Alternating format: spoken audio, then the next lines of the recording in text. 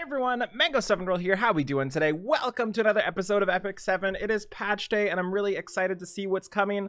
The scroll wheel, as we see right here, is quite big. I'm assuming 50% of it is going to be taken up by our new 5-star hero Elena, who they so graciously spoiled in the front screen, but we kind of knew it was coming anyway. As for what I'm expecting from this patch, I'm not expecting any sort of answers regarding our concerns. I don't think that's going to be a part of this. Definitely expecting Elena. I have a good fan theory that Elena is coming today. I'm also hoping for Wanda. And I'm not sure what else is coming. I'm not sure if we see exclusive equipment or anything like that yet. So let's just take a look and see what's going on here. So Elena is coming. I've been asked if I'm going to pull for Elena. I can tell you yes, no matter what. Her sort of design is one of my favorites. I love bards. I love cosmic entities. I love people that are kind of, not like religious at all, but like galactic. Is that the right word? Like Nozomi from Love Live, or people with tarot cards, or astrologians from Final Fantasy 14. People like that really make me happy, especially if they have harps. I also love harps as well. So let's see what this is. Nice quality there. We'll put that up over 144. From a young age, her parents taught her the doctrine of the stars. Yeah, the star stuff. Despite her youth, she now leads the faithful Constella. Ooh, Constella, that's really cool. And strong connection. Oh god, she's beautiful. She looks just like Azura. Eternally Shining Comet. A support skill that grants invincibility. Yeah, there's no way I'm not summoning for her. I will 100% be summoning for her on stream tomorrow. So if you want to see that, make sure you join us. The effect resistance of... Yeah, make sure you join us on stream. I really like her design. I love that little smiley face there. Okay, so let's see what else we have. She is a Gemini. I believe Geminis take fused nerves and sun coins, or badges, or whatever they're called. She's got an attack percent imprint for 2 people on the left side. By the way, random question. These 2 slots here that are activated, is that the left side, or is that like the left and the bottom? Because when you say left side, do you picture those 2 that are there, or do you picture those 2 that I'm covering now? Just out of complete curiosity. Okay, so here she is. We've seen her abilities. She has a dispelling 1 debuff each for 2 allies, so I imagine this is a pretty good thing for a lot of PvE encounters. Something like a Banshee is probably going to be pretty useful for this, but that said, you can just use Jekt, who's a better color suited too. Her second one, what does this even do, to be honest? Increase the damage received from attacks that target all enemies by 10%. And activates Consecrated Ground. When this effect is granted more than once, every 2 turns, and Consecrated Ground restores HP. Cool. And it minuses up to, I'm guessing, 1, 2, 3, 5%. That seems, I don't know, that feels like a lot of Malagora for 0.5% each. I'm not sure.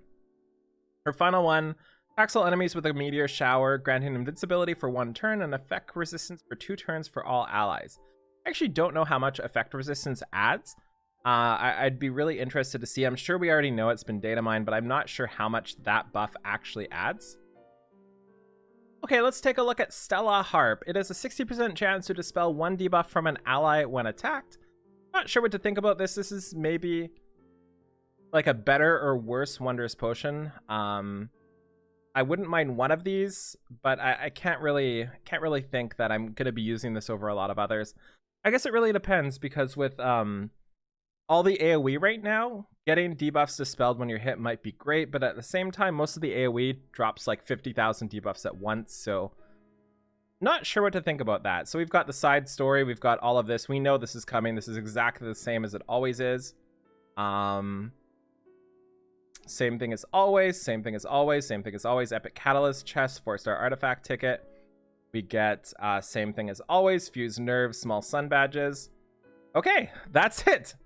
That is literally it. Okay, so I was expecting a little bit more than this, but that's all we get. And I guess I'm okay with that, to be honest. Like, I think adding a new hero with a side story is enough content once every 2 weeks with like different things added here and there. I would have loved to see a little bit of something else, but it is what it is. Let's take a little bit of a better look at Elena here. So, first off, her Mulagoras are a little interesting to me. Damage to her first skill doesn't seem like the greatest use of Mulagoras. Maybe 1 or 2 points in there just for the single Mulagora upgrades. Her Guardian's Authority seems like something you need upgraded, but at the same time, that is a flipping lot. That's a lot of upgrades here, and you don't really get much back. And as for her skill 3-1, -1 turn cooldown is always something you want to get. So kind of confused about her skill set, kind of interested to see how she's going to work. Like I said, I'm for sure going to summon for her, but I don't think I'm going to be blown away. I think it's going to be fun, but I don't think she's going to like blow me away with what she can do. She only has the 1 heal, right? So yeah, she's only got the 1 heal, and I'm not even sure how much that's going to heal. And it's only once every 2 turns as well. So kind of confused on this skill set, to be honest. Because other supports do way more supporting than this. Other healers do way more heals than this. Other damage dealers do way more damage than this. So she's like a mix of everything, and she's worse at everything from my first initial look just at her skill set here. Okay, so let's talk a little bit about Elena here. I've been mulling her skill set over for quite a while now, basically since she was data mined, and I've been trying to figure out the best use of her. And I think she might be a little bit underrated compared to what a lot of people are thinking. How she'll perform, basically. I honestly think she's going to be a fantastic unit. Just the damage mitigation from her Consecrated Ground, minus 15% damage on defense is great. It's really, really, really fantastic for AoE effects. And also, right after you take all this huge damage, you're going to heal it right back up with Consecrated Ground. It's going to make it really hard to cleave if people aren't one-shot. The other really cool part about her is her entire skill set kind of tries to support this in that I will build her with a counter set for sure. And I'll also put Celestine on her most likely so that every time she's hit, she is reducing the damage for everybody. She's consecrating grounding every second turn. And if she procs a counter attack, she's also dispelling 2 debuffs from 2 different allies, or 1 debuff from 2 different allies. And then whenever she gets a turn, she will be able to Eternally Shining Comet. Great name from that, by the way.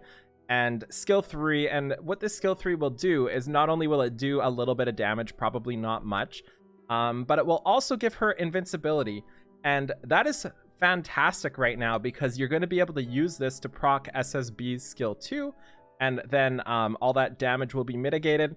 You'll also have the effect resistance buff too to kind of hopefully negate some of those debuffs from the SSB. I really like her skill set, and I think people are super underestimating her. I'm not saying you need to summon for her for sure because she's amazing. I'm saying I think she might have a spot, especially for people like me that don't have a lot of like the ridiculous Guild War defense units. So I'm really happy to try her out, and I'm really happy to see how she works. A couple things I'm worried about with her is, 1, the Mulagora required into her skill 2. If you're going to use her seriously, you need to max her skill 2 IMO. You also will need to get the -1 turn cooldown on Eternally Shining Comet. And you'll probably also need to upgrade this a little bit. One of the big problems, though, is she only has heals from her skill 2. And I've been trying to think about ways to make an artifact better for her. But obviously, Rod of Amaryllis, Magara's Tome, will not work, so I was leaning towards Wondrous Potion, her artifact, or Celestine. And I think adding that little bit of extra healing for Celestine when your whatever the skill 2 is called, Guardian's Authority, is not on cooldown, I think that's the way I'm going to go, especially with a counter set here, because every time you counter, getting those dispels is going to be insane. Also, if you're playing on manual, you'll be able to burn her skill 1 to get rid of all the debuffs at once if that's something you want to do. Yeah, so overall, I am pretty happy with her skill set. I would imagine by the time I'm done with her tomorrow or whenever she's released, probably the day after because of their maintenance times lately, I'm gonna have her at least plus 7, 8, 9, at least plus 10 tomorrow. There's no way I don't at least plus 10 her. I would also like to get an imprint too, because Attack percent imprint seems like something that's fantastic for Guild Wars, especially for a 2-slot thing, but I'm not sure if I'm going to be able to afford to do that. It would be nice if I could, but I don't think I can. Yeah, so that's what I think about her so far. I went back and forth on whether or not I thought she was good or not, with a lot of negative thoughts about her, but overall, the more I think about it, the more I think I can find a pretty good spot for her on a lot of different teams.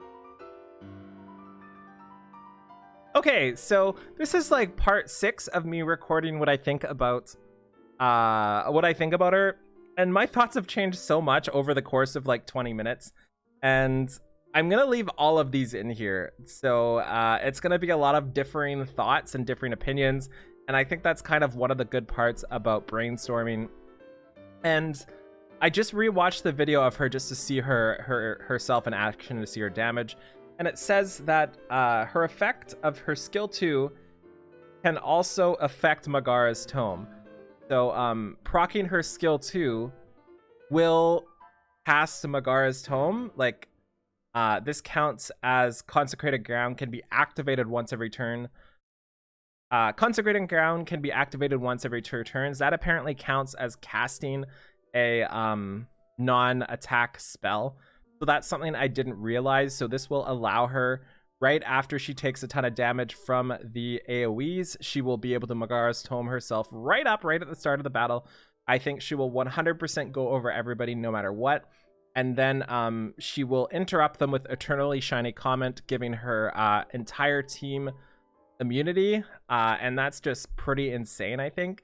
That said, she just gets Bassard and unable to be buffed, and that's pretty unfortunate, but that's kind of a Bassard is overpowered sort of thing, not a she's not so good thing.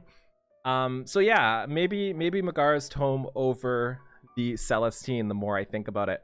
But at that time, she's not going to heal too much, but at the same time, she'll take quite a few turns with the Megara's Tome. So interesting. I want her now. I want to test her out in game. I want to see what happens with her skill set. We also need to cover what to buy for this event, since that's inevitably asked every single time we do one of these videos, but it's essentially the same every side story. Nothing has changed since when we started playing.